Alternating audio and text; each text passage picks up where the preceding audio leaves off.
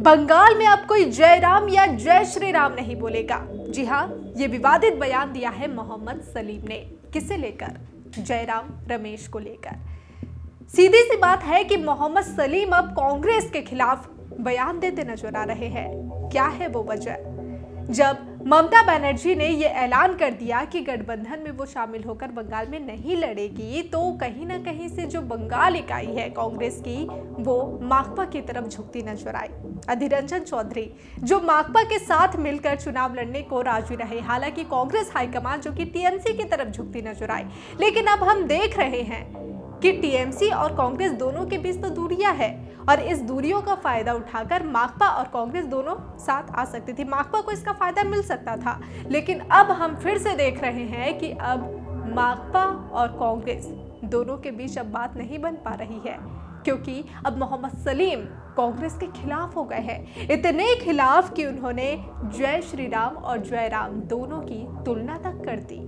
ऐसा लगता है कि भाईचारा खत्म होने के कगार पर है। सीपीआईएम के राज्य सचिव मोहम्मद सलीम ने सत्तारूढ़ तृणमूल कांग्रेस के प्रति नरम रुख अपनाने के लिए कांग्रेस महासचिव जयराम रमेश की आलोचना की है।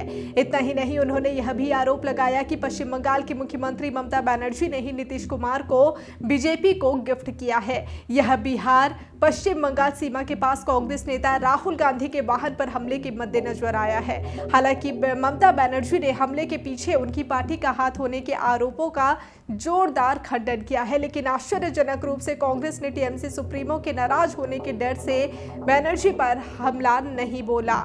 चूंकि सबसे पुरानी पार्टी और वामपंथी एकजुट होकर चुनाव लड़ रहे हैं, इसलिए सलीम की कांग्रेस पर आलोचना से सभी अनजान है। कांग्रेस नेता जयराम रमेश पर क्रोधित होते हुए मोहम्मद सलीम ने पूछा, आप किसके बारे में बात कर रहे हैं? अब तक हमने जय श्री राम के नारे सुने हैं, अब आप श्री को हटाकर कहे लो भी जय राम।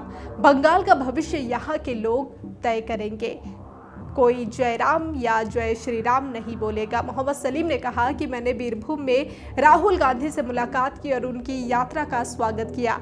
मैं असम में बाधाओं का सामना कर रहे मार्च को समझ सकता हूं, जहां सीएम एक पूर्व कांग्रेसी है, लेकिन मैंने कभी पश्चिम बंगाल में इसकी पुनरावृत्ति की उम्मीद नहीं की थी। ममता बनर्जी अपने भतीजे को बचवाने के लिए अलोकतांत्रिक तरीकों का सहारा ले रही है। महात्मा गांधी ने अंग्रेजों के साथ सहयोग नहीं किया।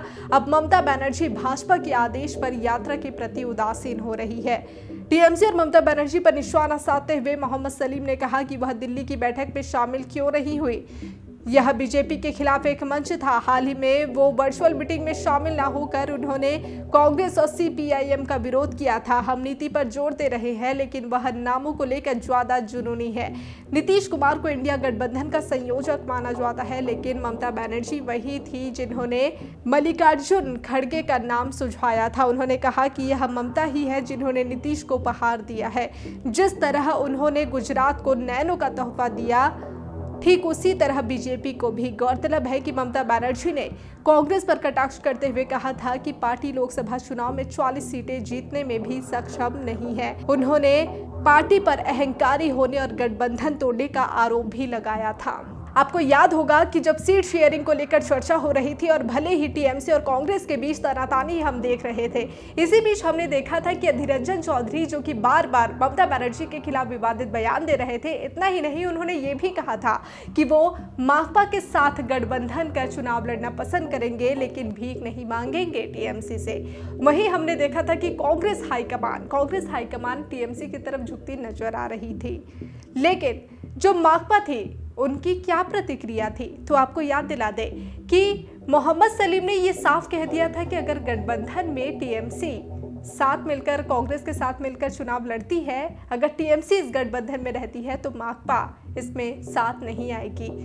कांग्रेस को किसी एक को ही चुनना पड़ेगा, या तो माकपा या फिर टीएमसी, क्योंकि माकपा टीएमसी दोनों के बीच ही 36 का आंकड़ा हमेशा से ही देखने को मिला है। और आपको याद होगा कि जब भारत जोड़ो न्याय यात्रा बंगाल पहुंचने वाली थी, तब भी टीएमसी नेताओं को न्योता दिया गया था, ऐसा राहुल गांधी ने दावा किया था, लेकिन इसमें न्योता मोहम्मद सलीम को भी मिला था, ऐसी खबर सामने आई थी। और मोहम्मद सलीम ने कहा था, जैसा कि सूत्रों से खबर आ रही थी कि मोहम्मद सलीम ने कहा था कि इस यात्रा में माकपा तभी शामिल होगी जब इसमें टीएमसी शामिल ना हो। देखा जाए तो माकपा और माकपा और तृणमूल कांग्रेस के बीच ये जो 36 का आंकड़ा है, अब देखने को मिल रहा है कि कांग्रेस के बीच भी अब कुछ इसी तरह की परिस्थिति देखने को मिल रही है। जिस तरह से जयराम रमेश को लेकर उन्होंने ये बयान दिया है, अब ये किस ओर इशारा कर रहा है, आगे क्या कुछ होता है बंगाल की राजनीति में, देखने वाली बात होगी।